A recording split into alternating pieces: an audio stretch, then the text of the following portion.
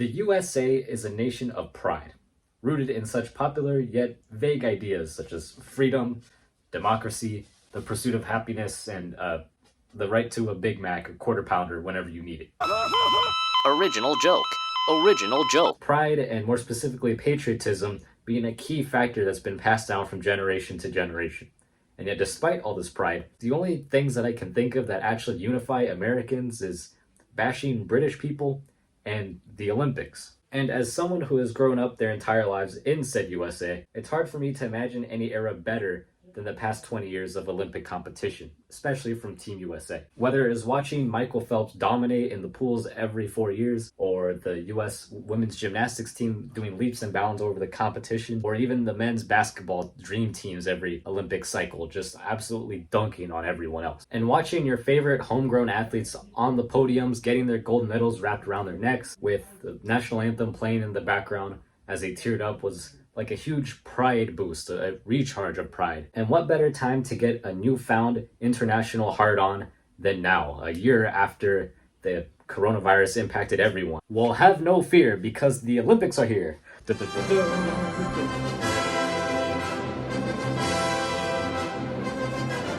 Yeah, Olympics, we love you. We love our countries too. Ha ha ha. Yes, it is I, the Olympics, here to give you your quadrennial dose of national pride, to mask your country's insufficiencies. Yeah, except it won't be the Olympics quite as we've seen them before exactly. So many Olympic legends just won't be there this year, like Michael Phelps, Usain Bolt, Lynn Dan. Okay, but those are all the oldies. Well, okay, well, Serena Williams still in her prime, but she's not going. She's recovering from an injury. That's okay.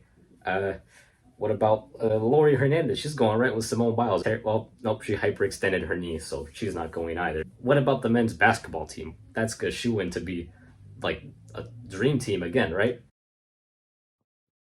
What the hell is this?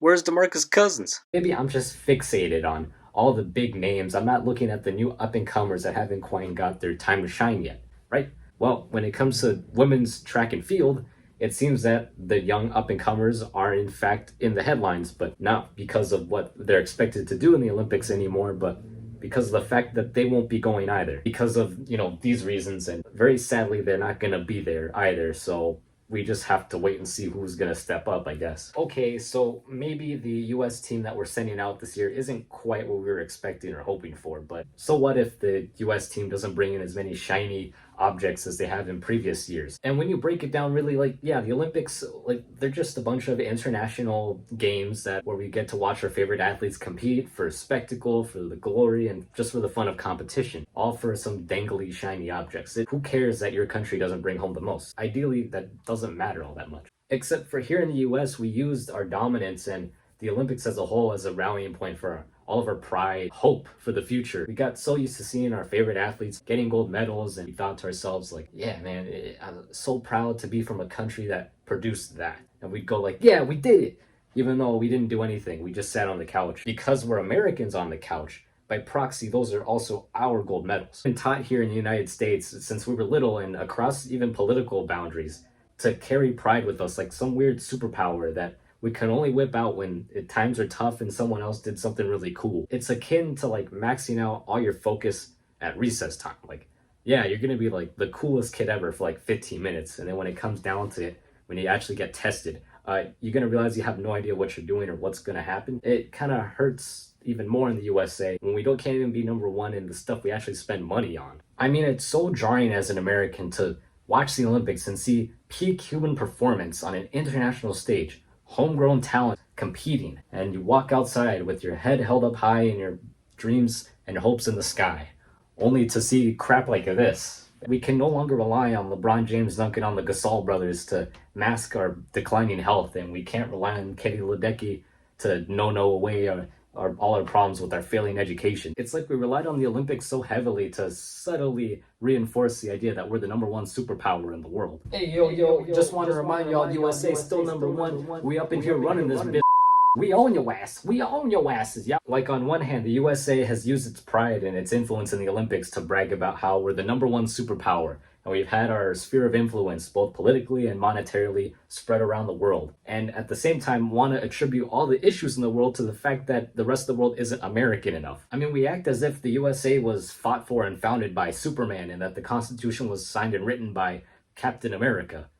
Newsflash, my fellow Americans, the USA was founded on planet Earth, which means it still sucks. Coronavirus just swept by and exposed all of our issues. And our response to this was, guys, we just need a president to get us back on track to being true patriots, all right? True patriots pay their taxes. Real patriots are rebels. We need to humble ourselves. We just need to be more American. That's all we need to do. And the fact that the culmination of our scratched egos and disappointment might culminate at falling flat at the Olympics is really ironic, considering that the whole point of the Olympics, at least in theory, is that we all come together regardless of your race or your religion or your what nation you're from, and we watch just the best athletes compete for fun. Now it's when, for the most part, it's actually become a nationalistic show-off spree, where every country and its citizens can root for their heroes on the couch and be disillusioned into thinking that they're going to get somewhere because of what they can accomplish on the field, realize that they're just as broke as the host city when they have to go back to work or school or whatever depressing reality they may face. Wait, we're still sending Sue Bird? Never mind. We're going to win everything.